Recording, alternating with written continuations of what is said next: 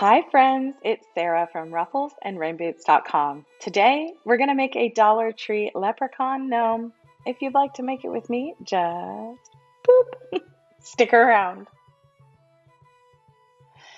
As always, please give this video a like so I know you're here with me. I had a reader send in a request for a Dollar Tree Leprechaun Gnome made with a knee sock, which I didn't even know Dollar Tree had, fabric for hands and a nose, and anything else I wanted except it had to have orange fur. So I went to the Dollar Tree. I hit up Amazon for some fur. Here's what I'm using. These are the Dollar Tree Mardi Gras hats. They're these glitter, really flimsy.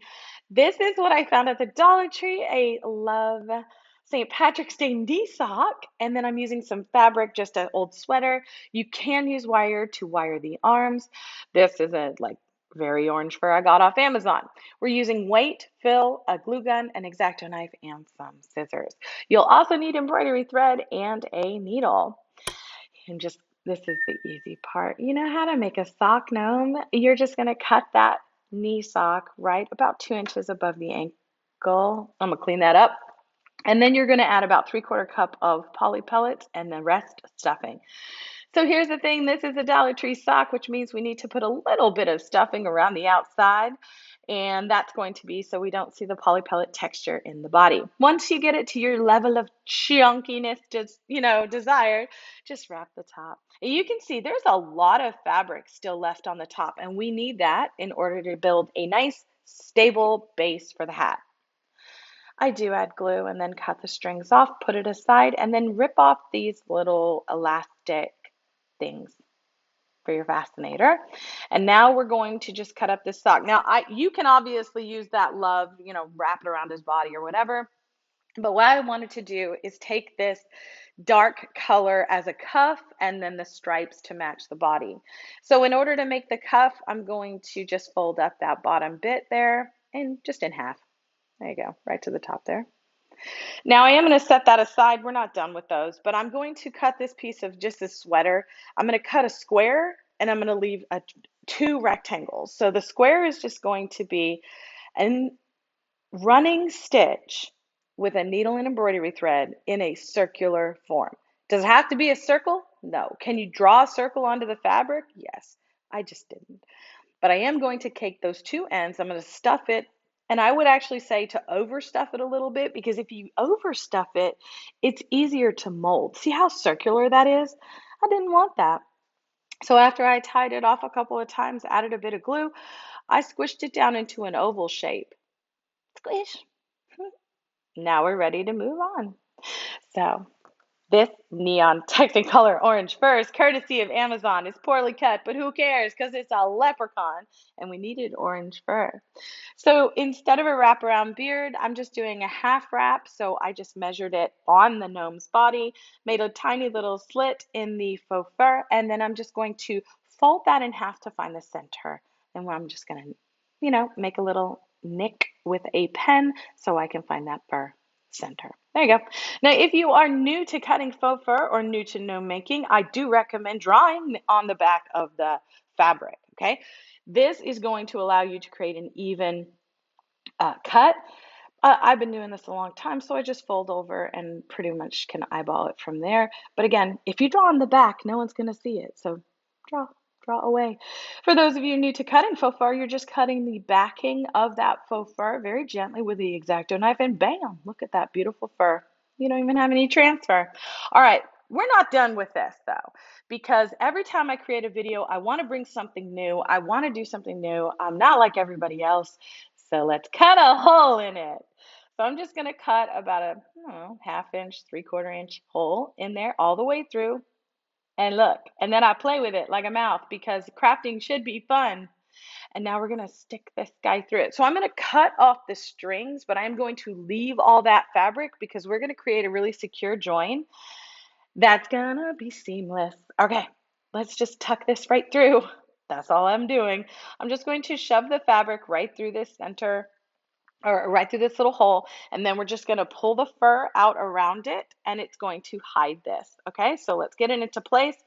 Now we're going to flip it over to the back side, and we're going to pull out this fabric Some would say it looks like a demigorgon.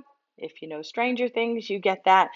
Others will say it looks like a butterfly. Let me know in the comments which, ooh, I glued my hand there. Which do you think it looks like? All right, so now the beard is done, so we can actually glue it to the body. Now here's a tip when you're working with something squishy and funky like a sock gnome.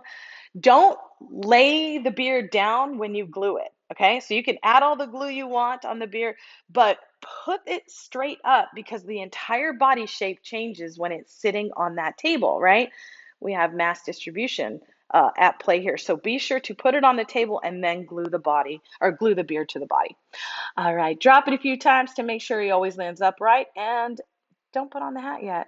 I just realized that my hat is all wonky. I don't know why that one is wrinkled, but hey, what can you expect? You got 5 for $1.25. All right, for the arms, I'm just going to do the same thing. Now, I do recommend that you draw the same size circle. Uh, like draw on one of those circles because mine were not even. But you're going to do the exact same thing. Again, a little bit of overstuffing works wonders. Tie it off and back to the arms. See how they're all curling like that? We can't make a nice secure join like that. So I'm just going to hem very thin hem the edges of these two arms. And then I'm going to realize here that I can't just have all that fabric willy-nilly.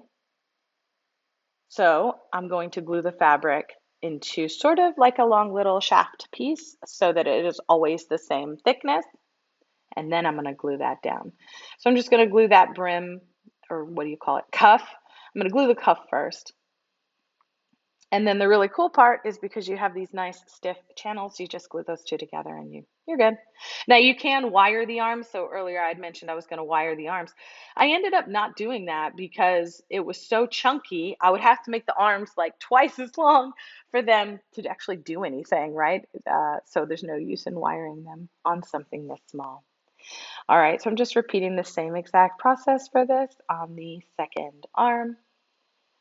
Easy, right? This is exactly how long it takes me. I sped up the part where we let glue dry and the part where I had to clean up all my messes. But yeah, now I'm just going to stuff the arms with a tiny little bit of polyfill. You don't need a lot because we will have a good portion of these arms going up under our hat. Again, more fabric under there provides more stability and adhesion space for that hat. All right, now they look the same. We're going to do something about this big chunky bit at the top. I'm going to glue the points in, and then I'm going to roll it down and glue it down. So it makes a nice little mound here that the inside of our hat can join to.